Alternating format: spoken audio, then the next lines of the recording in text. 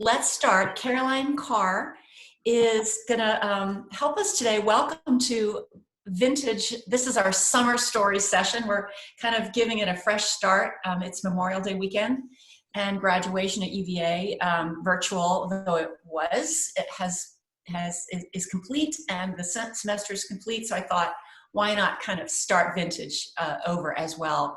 And what we're going to do today, we're going to try this for this summer, is I have invited a couple students, some grads, to be our readers today, and Caroline Carr is our summer intern. So they and I are going to be on the screen, and the rest of y'all, we're going to turn the video off of you so that we just have limited faces on the screen, but you should be able to unmute yourselves if you'd like to make a comment along the way. So if that sounds good to you, that's our plan.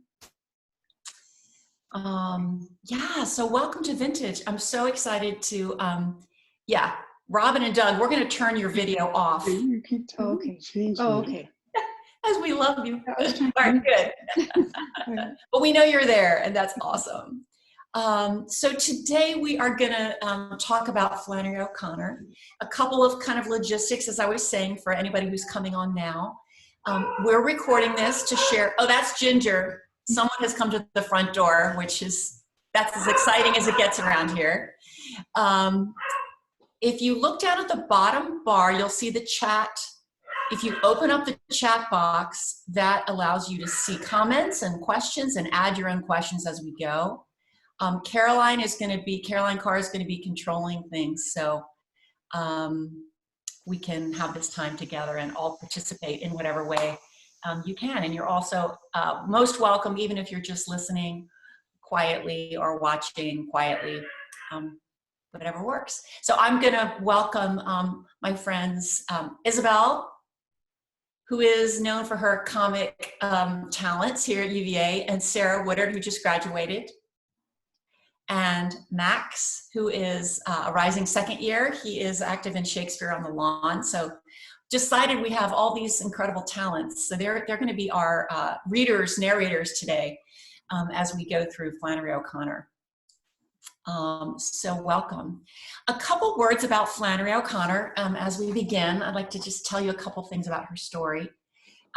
She was born in Savannah. She was the only child of very devout Catholic parents, and she was immersed in the ritual and sacraments and daily mass, sheltered by the Sisters of Mercy in Savannah. So she lived right on the square, if you've ever been there, right across from the church, in this like very coherent cosmos of faith.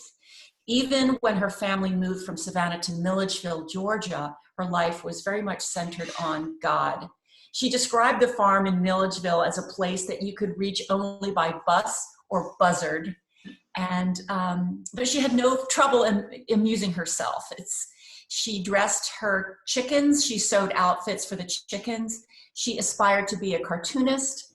Her mother, Regina, received a mule from Mother's Day from Flannery, and she drank Coca-Cola mixed with coffee. Even as an adult, she said she always went to bed at 9 o'clock and was happy to get there. She graduated from a women's college nearby and went off to the very famous writer's workshop at the University of Iowa. And although she claimed that she didn't know the difference between a short story from an ad in the paper, she gave herself wholly to her writing. And when someone asked her why she wrote, she just said, "Because I'm good at it." And it is said that the boys were terrified by her irony. Flannery O'Connor did not look the part, but the editor of Esquire magazine in 1963 put her on his list of the literary establishment, the red hot writers. And there's some amazing stories of her in New York City visiting with other writers. Flannery O'Connor, her cultural star was rising. She was becoming more and more famous when she was stricken by lupus, which, as you know, is an incurable, debilitating disease that sapped her energy and forced her to return back to Milledgeville, to that very muddy and manure-y farm with her mother. She was confined by her illness. She could only write 2 hours a day.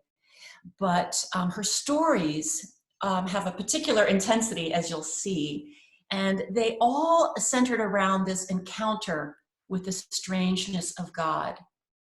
As she said, the greatest dramas involve the salvation or loss of the soul. Hers is a spiritual reality, glorious and disturbing. Now, she died at only 39 years old, and she predicted that nobody would write her biography since lives spent between the house and the chicken yard do not make for very exciting copy. But her outsized spiritual dramas enacted on a Southern stage, told through short stories, through letters, through novels, ensure her place among the greatest American writers. Time magazine, in a review of her first novel, described her, quote, brutal irony, slam bang humor, and a style of writing as balefully direct as a death sentence. But her personal letters display other qualities, qualities that we'll see as we read them today: courage, integrity, hope, and ability to make the life of faith seem not only reasonable, but attractive, and ultimately necessary. Christianity was for her not so much a matter of believing certain things or even of doing certain things, but of seeing the world in the light of faith. Robert Ellsberg, who edited a book I would commend to you, it's Flannery O'Connor, Spiritual Writings. It's part of the Modern Spiritual Master series. He said, Flannery O'Connor should be esteemed not only as one of the great artists of our time, but as one of the great guides and companions of the spiritual life. Flannery's private prayer journal, which she wrote when she was 20 years old as a student in Iowa, was recently discovered and published. And it is from this personal journey that our reading begins. And Isabel is going to read our first reading. And if you haven't found it yet, the link is in the chat box here to the PDF of our reading today. So Isabel, let us begin. Yes, so the first entry from a prayer journal was written at the University of Iowa Writers' Workshop. Dear God, I cannot love thee the way I want to. You are the slim crescent of a moon that I see, and myself is the earth's shadow that keeps me from seeing all the moon.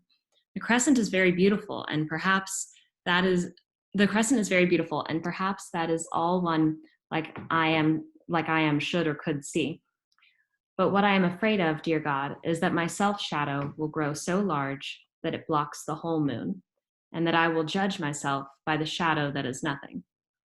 I do not know you, God, because I am in the way. Please help me to push myself aside. I want very much to succeed in the world with what I want to do. I have prayed to you about this with my mind and my nerves on it, and strung my nerves into a tension over it and said, oh God, please, and I must, and please, please. I have not asked you, I feel, in the right way. Let me henceforth ask you with resignation, that not being meant to be slacking up in prayer, but a less frenzied kind, realizing that frenzy is caused by an eagerness for what I want and not a spiritual trust. I do not want to presume. I wish to love. Oh God, please make my mind clear. Please make it clean. I ask you for a greater love for my Holy Mother, and I ask her for a greater love for you.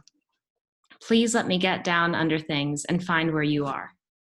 I do not mean to deny the traditional prayers I have said all my life. I have been saying them and not feeling them. My attention is always very fugitive. This way I have it every instant. I can feel a warmth of love heating me when I think and write this to you. Please do not let the explanations of the psychologists about this make it turn suddenly cold. My intellect is so limited. Lord, that I can only trust in you to preserve me as I should be. Please help all the ones I love be free from their suffering. Please forgive me. Thank you. So that is the first entry in her private prayer journal. And I'm just so interested to know what you hear. What element of this prayer touches your heart, especially as you think of the 20-year-old Flannery O'Connor in her little composition book. What touches you? Feel free to either enter something in the chat box, which I will read out, or unmute your mic and just speak into the group.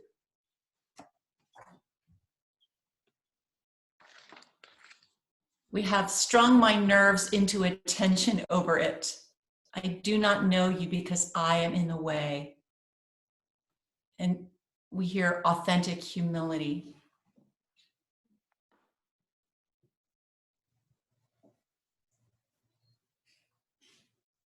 I like the please help me get down under things and find where you are. Mm. Thank you. What do we hear her struggling with in this prayer? And is it anything that you identify with? Yeah, I hear her struggling with being unconcealed before God. And that's something that I've been wrestling with for years. You know, what does it look like to truly have God know us and us know God? It's correlated, and that's a scary thing for me at times, to let God know me truly. Thank you.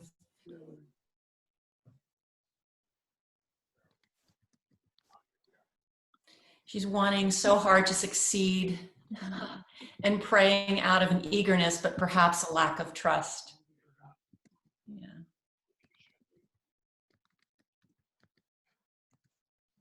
I like how she admits how much she wants to succeed at what she's doing. And she says, oh, you know, I've asked you, please, please, please. And then she says, I don't think I'm asking you in the right way. Yeah. Yes, and we have another comment, yearning for God, but getting in the way with all my own thoughts and plans and. Yeah.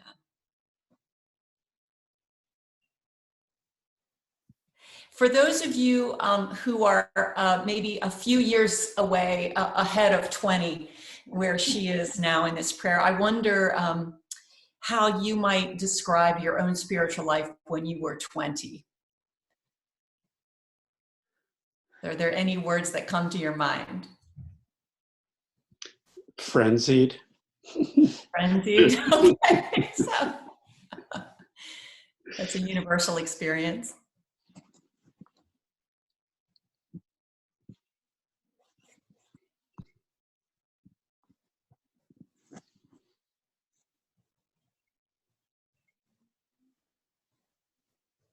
Well, let's continue with the next reading. Egocentric. Thank you for adding that. So our next reading, she wrote a bit later. These words she wrote actually 50 years ago. And so I'd like, as you listen, to imagine how her description might fit people that you know. Okay, this reading's for me. We divvied them up. This is mine. She says, one of the awful things about writing when you are a Christian is that for you, the ultimate reality is the incarnation. The present reality is the incarnation, and nobody believes in the incarnation.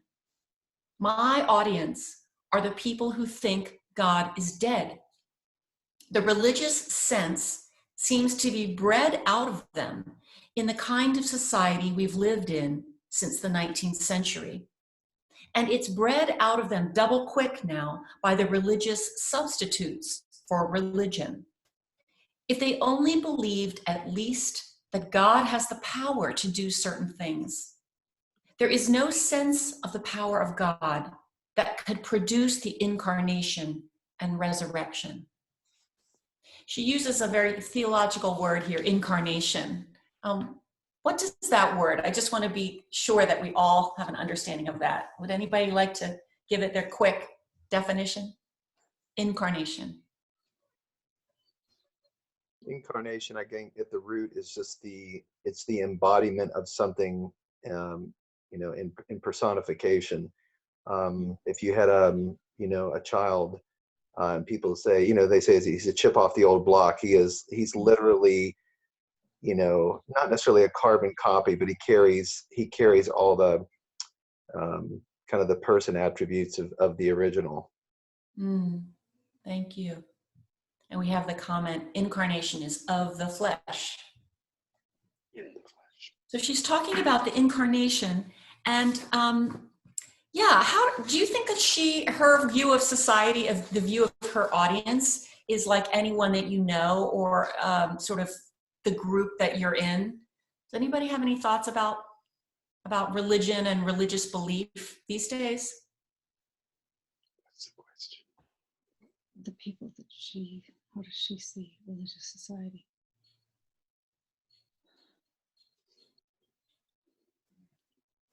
Do you think Flannery's view of society is like people you know? Yeah, that's the question.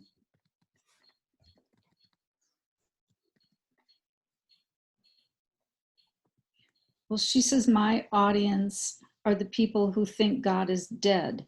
The religious sense seems to be bred out of them. And I would say that that's more true now than when she lived. Yeah, we have another listener agreeing. And I think it's then and now. It may seem stylish to be cynical. Yeah. Cynicism, irony. These are all positions that we take. I noticed that she, in this reading, says that religious sense seems to be bred out of them. And it's bred out of them double quick by the religious substitutes for religion. So what are some religious substitutes for religion? What does that mean to you?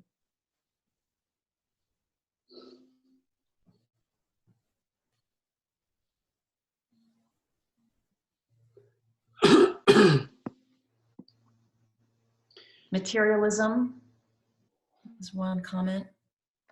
Another comment, she lives with this incredible brazen hope. Love that.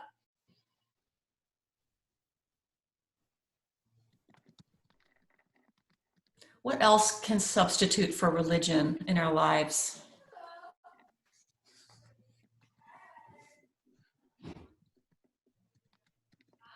I think like as a 20-something, there's a lot of things that we turn into little gods, whether that be like school or jobs or relationships, like those we turn into religions of our own.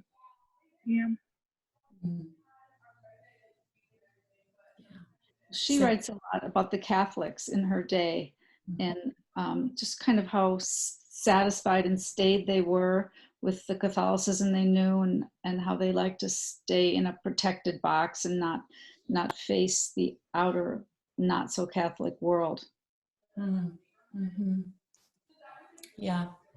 There's a comment, doing versus being as a substitute for religion. Cynicism. Yeah. Well, Max is going to give us the next reading. Max, would you be willing? Of course. This is the third entry. My own feeling is that writers who see by the light of their Christian faith will have, in these times, the sharpest eyes for the grotesque, for the perverse, and for the unacceptable. The novelist with Christian concerns will find in modern life distortions which are repugnant to him, and his problem will be to make these appear as distortions to an audience which is used to seeing them as natural.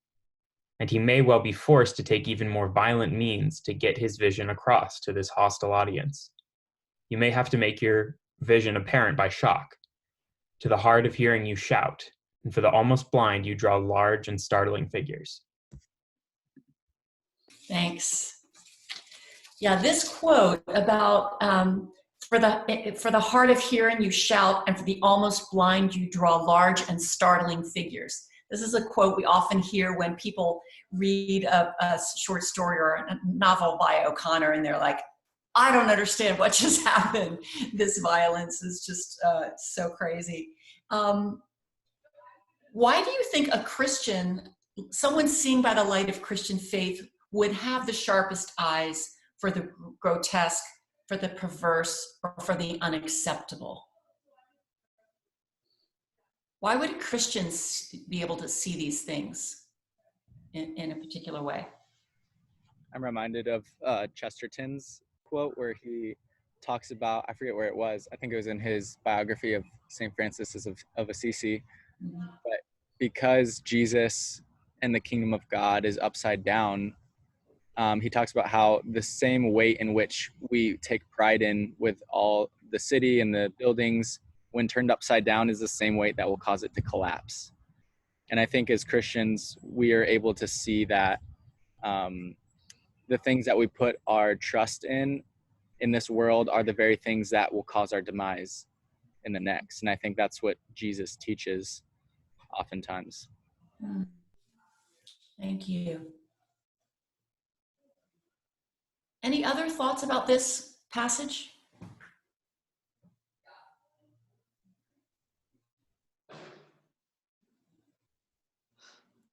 Someone says they have insights about the way things should be.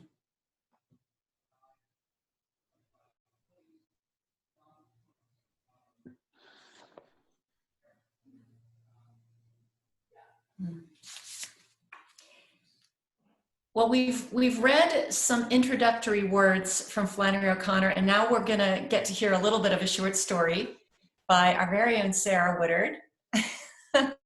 Sarah, I recruited her to read this section from the short story, and then just to say a couple of words about it. I know she just finished her final paper at the University of Virginia on this story, so this is like the peak of your career. No, I'm just kidding.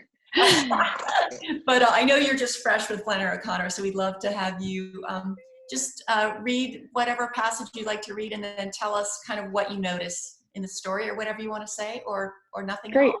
Okay. Yeah, I'm just going to go with the one that's in the reading because it was kind of what I was planning on choosing anyway. It's a really great story though, and it's a short story, so it's not too long to read, so you should return to it in full if you ever have time. So also she does use the N word in it, so I want to acknowledge it because it is there, but I'm going to skip over it as I read it. Miss Turpin stood there, her gaze fixed on the highway, all her muscles rigid, until in 5 or 6 minutes the truck reappeared, returning. She waited until it had time to turn into their own road. Then, like a monumental statue coming to life, she bent her head slowly and gazed, as if through the very heart of mystery, down into the pig parlor at the Hogs. They had settled all in one corner around the old sow, who was grunting softly. A red glow suffused them. They appeared to pant with a secret life. Until the sun slipped finally behind the tree line, Miss Turpin remained there with her gaze bent to them, as if she were absorbing some abysmal, life-giving knowledge. At last she lifted her head.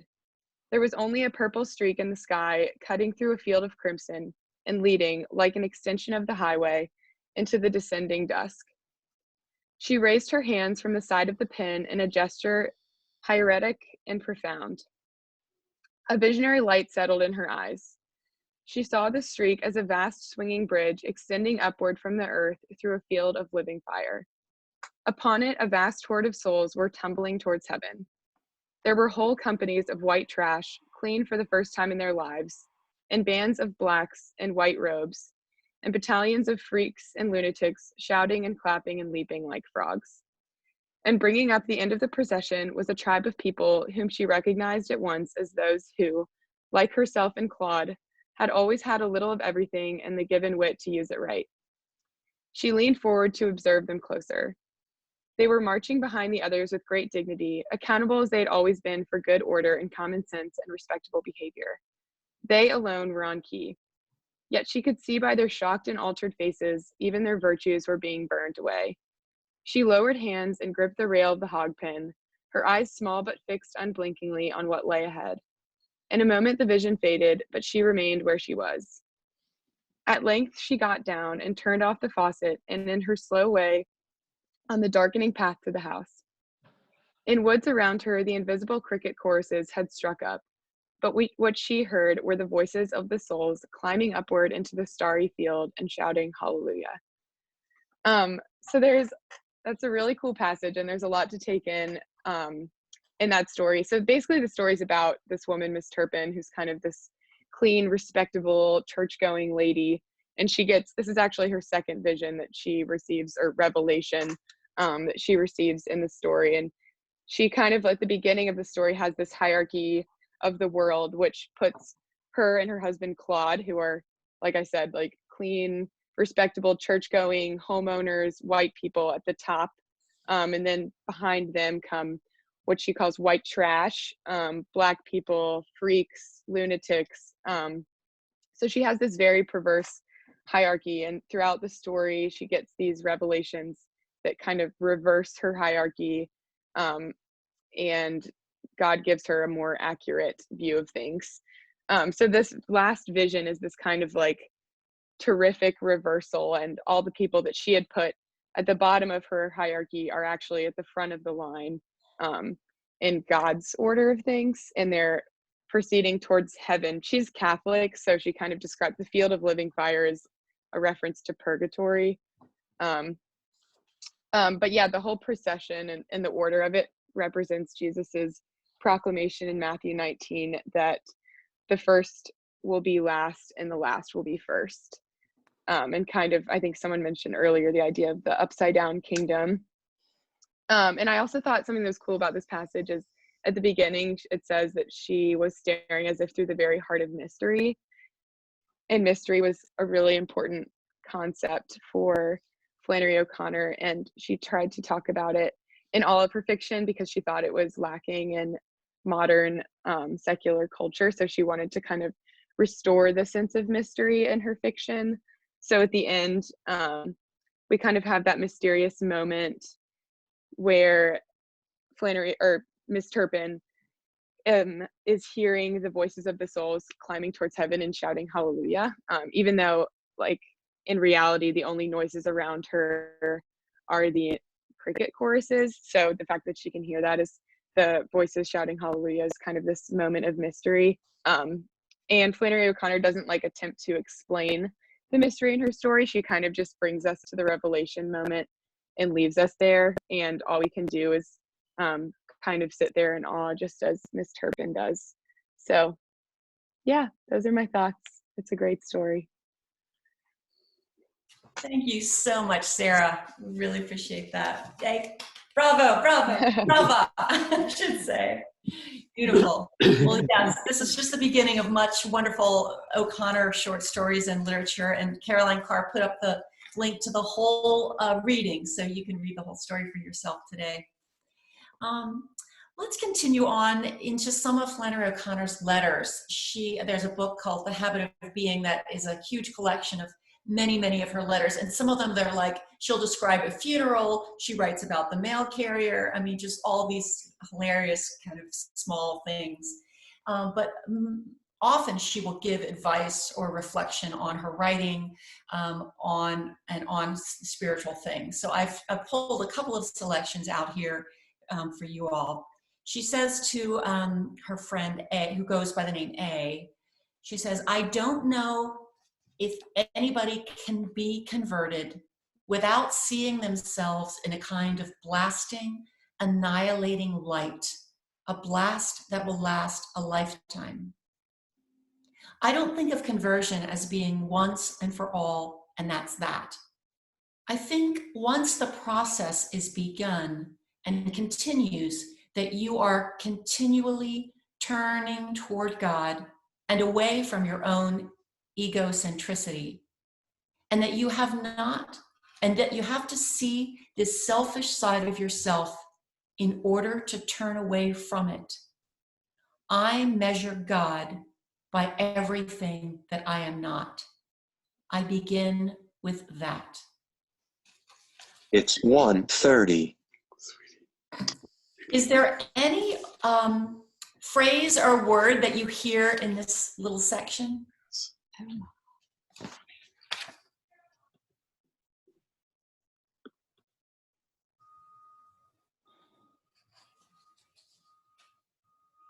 Or any idea that you noticed?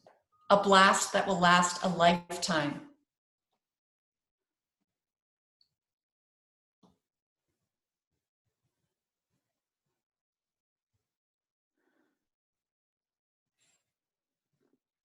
Continuous turning.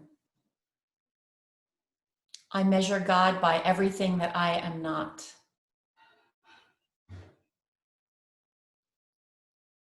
What is her idea of conversion? Well, how would you describe it, just based on this little section?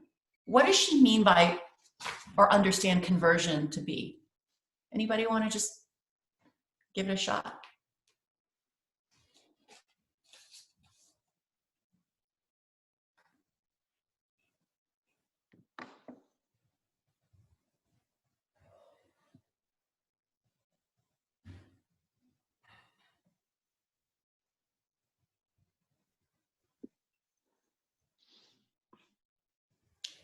Someone says, I see conversion like that and not something that happens when you go up to the front at an evangelistic meeting. Yeah, this continuous process. She says, I don't think of conversion as being once and for all, and that's that. I think the process has begun and continues, that you are continually turning toward God and away from your egocentricity.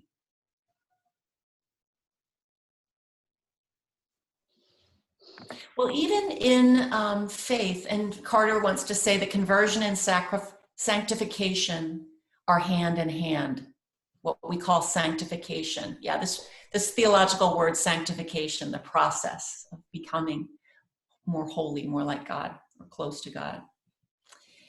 But once you've come to faith and been converted, at least that first time around, Flannery O'Connor is very aware that there's much to be endured and much to learn. So let's read section 5. Isabel's going to read this for us. I think there is no suffering greater than what is caused by the doubts of those who want to believe. I know what torment this is, but I can only see it, in myself anyway, as the process by which faith is deepened. A faith that just accepts is a child's faith, and all right for children, but eventually you have to grow religiously, as every other way, though some never do. What people don't realize is how much religion costs. They think faith is a big electric blanket, when of course it is the cross. It is much harder to believe than not to believe.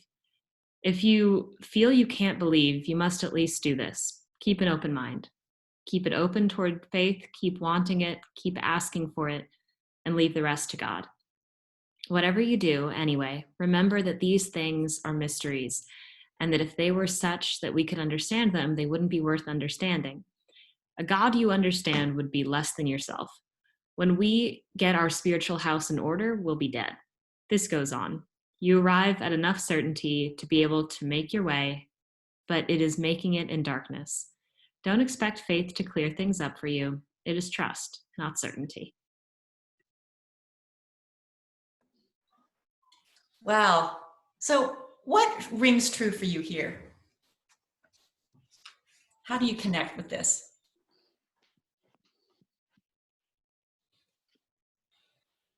Feel free to unmute your mic or chat as you wish. I know it's a little awkward, but we're doing the best we can. I think she really kind of hits the nail on the head when she talks about trust. The Bible does say at this moment we see, through a glass darkly. We don't have all the answers. We don't, we haven't crossed all the T's and dotted all the I's, and it really comes down a lot of times to just trust in the character and the love of God, and that He will carry us, to the end. And we're not going to have everything summed up. So I think she really does.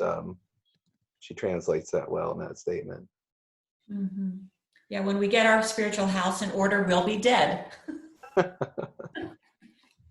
really love how she talks about kind of a propensity to reduce God to things that we can understand, right? And I think that we're taught to do that in pretty much every sector of life, right? Like write the short email, like write the thesis statement, like taking big problems and distilling them down to a sentence. And just to fight against that nature of ours to want to reduce things into like very clear cut, definable terms, I think is really important and sticks out to me a lot. Thank you.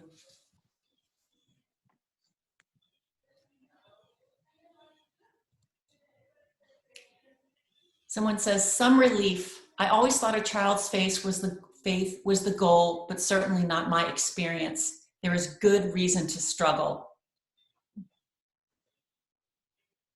And she says, it is much harder to believe than not to believe. Do you think that's true? And why?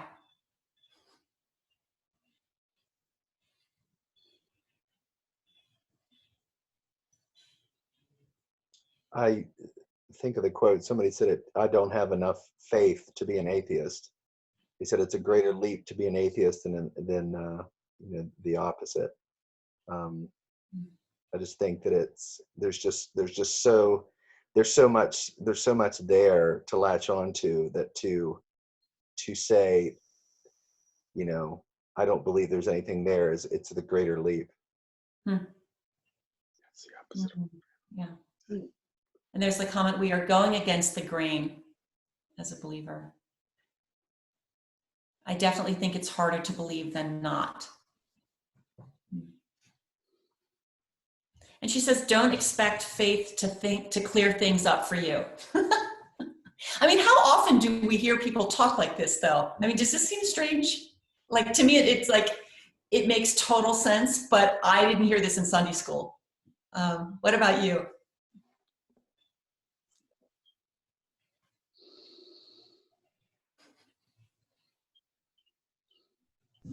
I was always struck. I loved Charles Marsh's class, Faith and Doubt, in the Modern World, because I didn't really grow up in church, but I grew up doubting a lot. But realizing that is part of the faith, and we are, yes, also faith.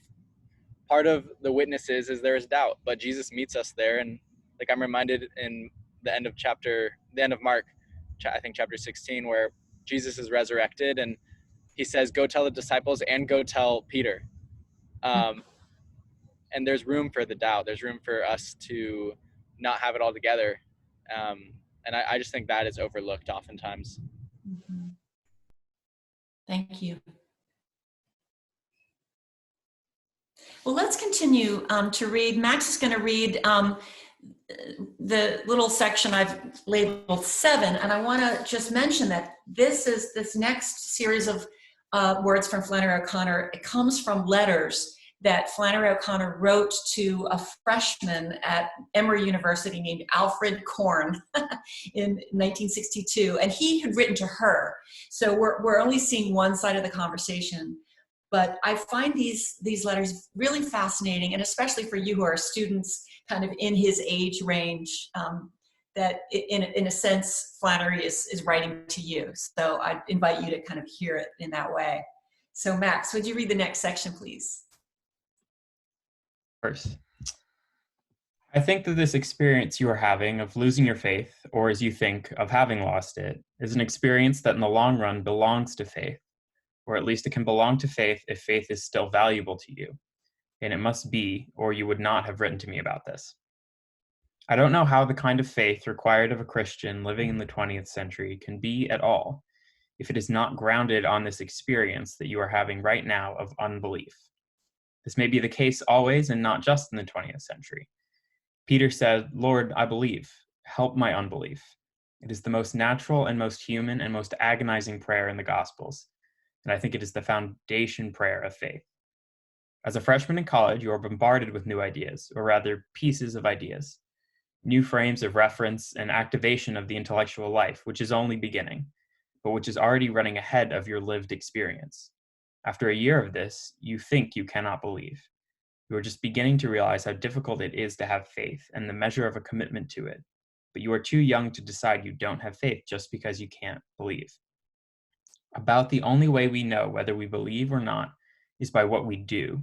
And I think from your letter that you will not take the path of least resistance in this matter and simply decide that you have lost your faith and that there is nothing you can do about it. Okay, so students or young alumni, is there anything in her description of his experience that you have experienced for yourself that you'd be willing to share? Or you could say the experience of a friend.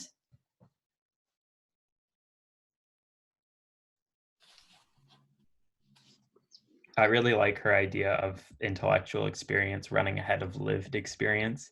I've never heard that phrase that way, but that rings totally true for me. I think the way that we're asked as students to kind of project our futures forward and have everything planned out. I think what she's saying there can mean a lot of different things, but that's kind of what resonated with me, and I think that rings really true. Mm. Awesome, thank you. We have someone say, absolutely.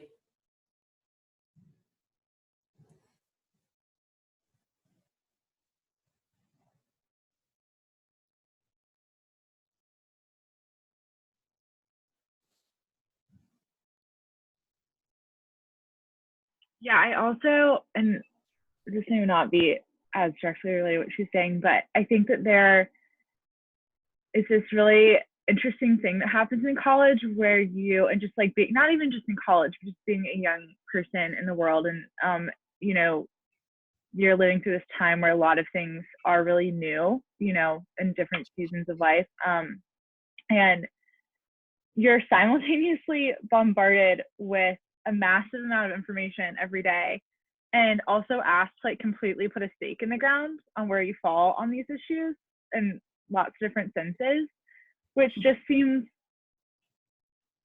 really like there's, you know, like how are you supposed to reconcile like a flood of information and new lived experiences while also being asked to define every corner of your belief system at once, and that when you don't have to do that, two, I don't think you can even, and three, like that you may think that you've put your stake in the ground, but you probably haven't, you know. Yeah, and giving yourself room to just like immerse yourself in what you're learning without having to say like, oh great, I figured it out, I'm 22. You know, which is obviously, you know, sounds ridiculous when you say it, but in a lot of ways, I think especially living in a world of academia, like we're asked to do that every day. So Yeah, and defend your ideas, be prepared to defend your ideas. You're like, well, yeah. We have one comment from a student who says, oh gosh, I am Alfred. I love the framing of this sort of grappling with, am I losing my faith or have I lost it, as something that belongs to the path of faith, because it shows that you care about it enough to be concerned if you feel it going away, and to articulate that and try to struggle. So that was nice. Yeah. Yeah, she says, I think this experience that you are having of losing your faith, or as you think of having lost it, is an experience that in the long run belongs to faith, right? Well, for those of you who are several years past college, shall we say, what do you think, just sort of taking Flannery O'Connor's point of view, as an older believer, what has she gained? Like, what is the perspective that she's able to bring to Alfred in this letter? What do you notice about her wisdom or her insight that you have maybe share yourself as a person who's traveled on this path?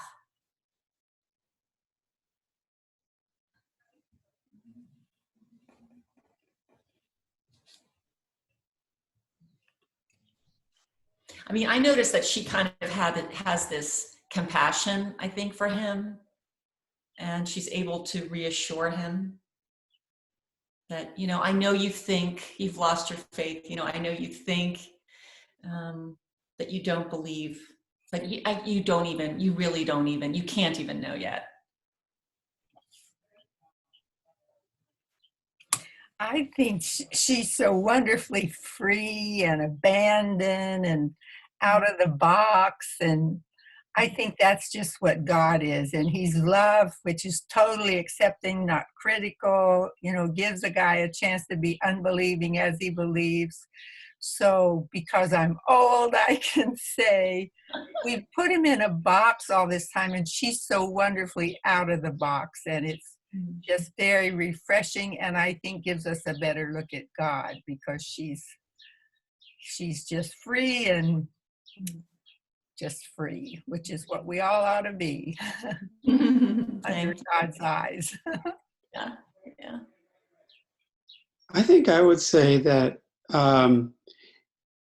that none of us, and I think she would be saying this, that none of us has a perfect understanding of God in a moment of time, a perfect understanding of God and a perfect understanding of ourselves, but that our God's revelation to us and coming home to us and bringing our sin home to us has to unfold in time. There's no other way.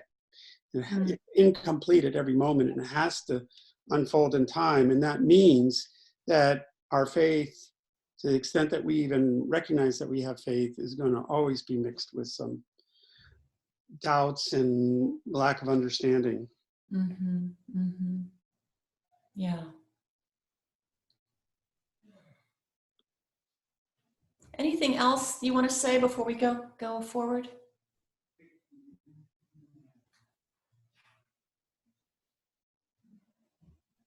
Well, I'm going to read another section of her letters to Alfred. Flannery says, one result of the stimulation of your intellectual life that takes place in college is usually a shrinking of the imaginative life. This sounds like a paradox, but I have found it to be true. Students get so bound up with difficulties, such as reconciling the clashing of so many different faiths, such as Buddhism, Mohammedanism, etc., that they cease to look for God in other ways. Robert Bridges once wrote that Gerard Manley Hopkins and asked Gerard Manley Hopkins to tell him how he, Bridges, could believe. He must have expected from Hopkins a long philosophical answer. Hopkins wrote back, "Give alms." He was trying to say to Bridges that God is to be experienced in charity, in the sense of love for the divine image in human beings. Don't get so entangled with intellectual difficulties that you fail to look for God in this way. Okay, so Flannery is picking up this bit of advice, give alms. What do you think about that advice? And have you ever experienced that way of looking for God? And what was that like for you? Or any reactions at all to this section?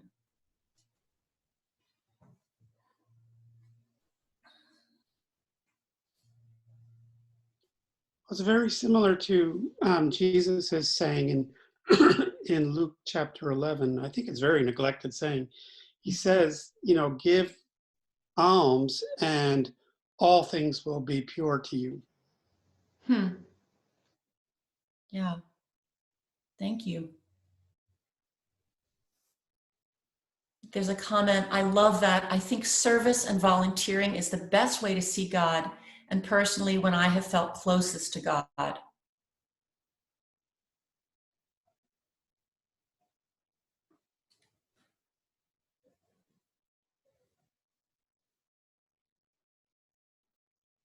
Isn't it interesting that she refers to this intellectual life in college as being a shrinking of the imaginative life? What does that mean to you?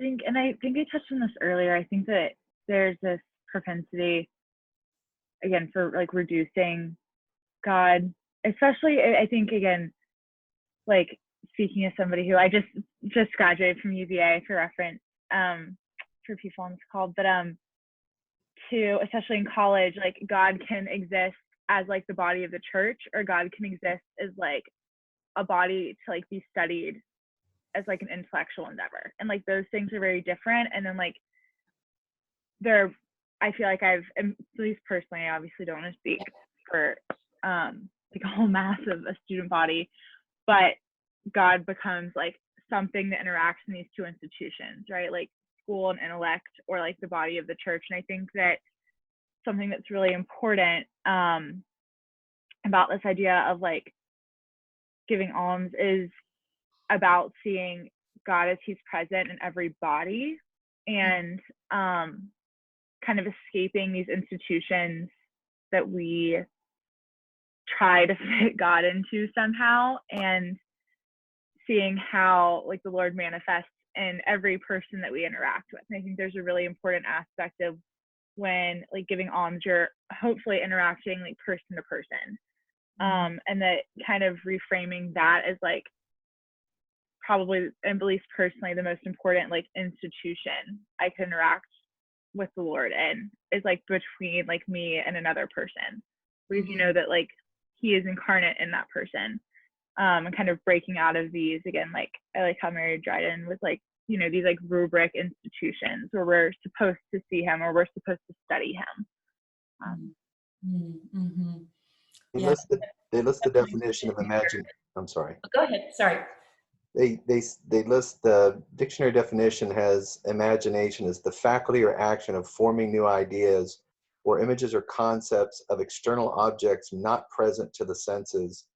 And I think, you know, what she was just saying, and even one of her earlier comments, you know, it's this having to take what is infinite and trying to drive it into finite terms, and to having this empirical evidence and driving the stake of, okay, well, this is, you know, this is verifiable, this is what we can prove, this is whatever, and anything beyond that is just, you know, it's kind of just dismissed. So I think it's when you try to do that, when you try to intellectualize everything, and we are intellectualizing from a finite perspective, we cause the life of imagination to wither. It does wither, because there's no room for it in a worldview that's driven purely by intellectual pursuits. I mean, God can be found that way, but I think, you know, what she's saying is that, and again, coming back to what I initially said, it's trying to make the infinite finite, and then when you do that and you don't leave any other, you know, recourse, that part of your pursuit in your mind will kind of just die away. If that makes any sense. I feel like I'm talking in circles. No, not at all. I mean, I think we're hearing a lot of threads here, you know, this sort of confining, and then there's the imagination and mystery. And there, on the other hand, there's this rubric that we have a comment, having to have an answer for everything that fits in a rubric, or as Caroline Carr said, you know, institutions. Yeah, there's a lot there. Well, let's continue. Isabella's going to read the reading number 9, if you would. The intellectual difficulties have to be met, however, and you will be meeting them for the rest of your life. When you get a reasonable hold on one, another will come to take its place. Where you have absolute solutions, however, you have no need of faith.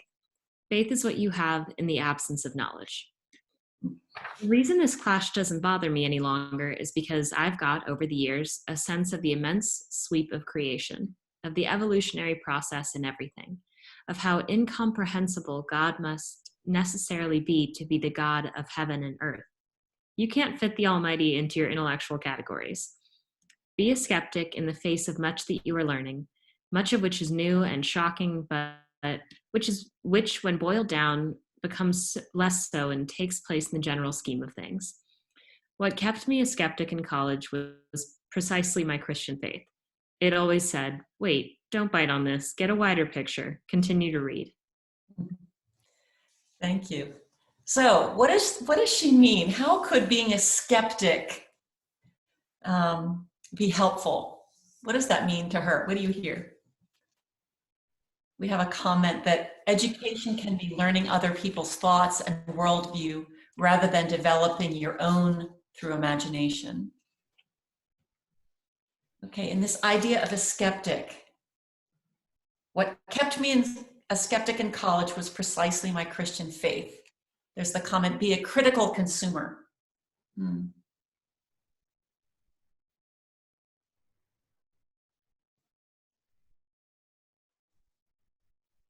What else are you thinking? Well, if you're a skeptic, you're questioning or doubting something instead of just dismissing it altogether.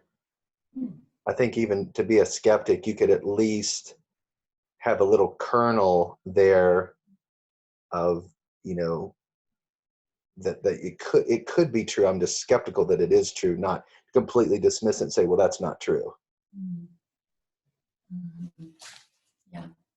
And we have the comment, yes, my faith was the thing that allowed me to assess all other things. C.S. Lewis said, it is the light by which we see everything else.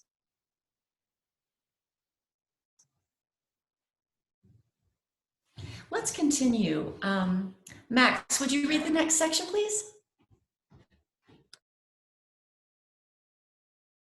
If you want your faith, you have to work for it.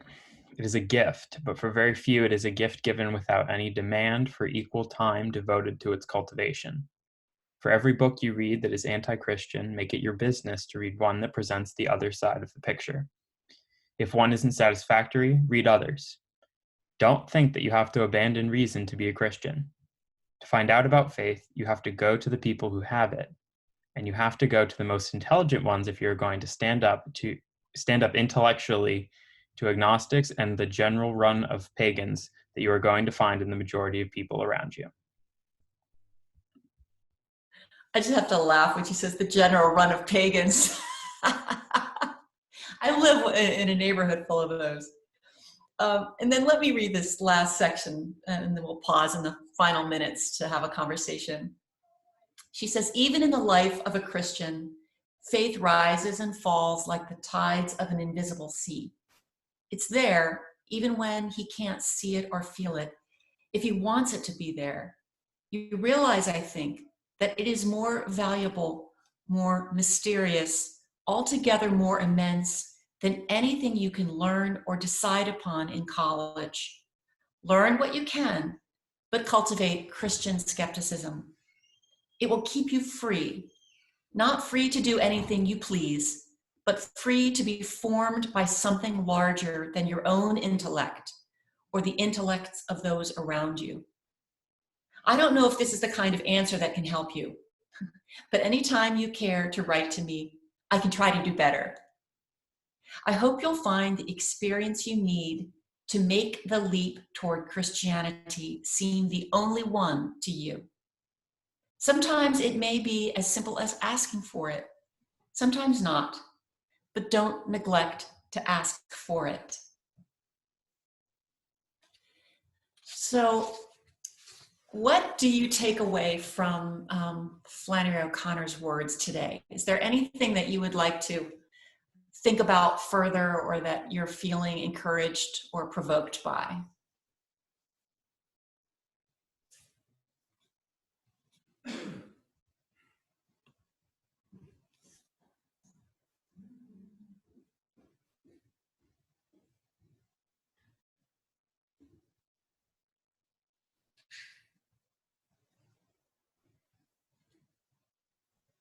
I think in her, kind of at the epicenter of her writing, and we talked about it earlier on, you know, the exaggerations and the caricatures and the violence, to kind of make, like, you know, like I said, the hard of hearing, or those not, you know, those who don't know God or don't have the Spirit of God to see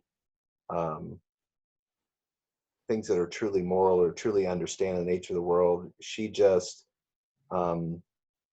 and this could also go for somebody maybe not from an artist or a writer not from a faith background, but her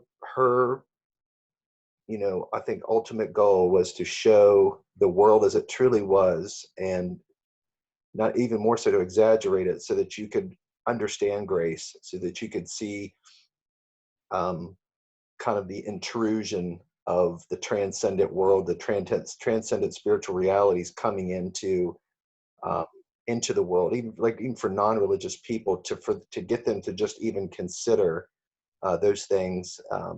And not to drone on, but I saw at the National Book Festival, David McCullough just kind of made it was just sort of like a footnote comment, and he said, you know, there hasn't been enough investigation into the role of luck in the affairs of humanity and history. You know, all these serendipitous, fortuitous happenstances that just show up over and over and over and over again, And I know that's not the same thing as what we're talking about, but I just think that her goal was to, like I said, to just really put the world in all its ugliness and all its chaos and all the things, put it in under a magnifying glass, and then just sort of insert these sort of, like I said, transcendent moments of grace for people, not to even necessarily convert them, but to even to get them intellectually to just give it consideration and then kind of go from there in their faith journey. Mm-hmm. Thank you. Yeah, that's seeing through the eyes of faith, seeing the world.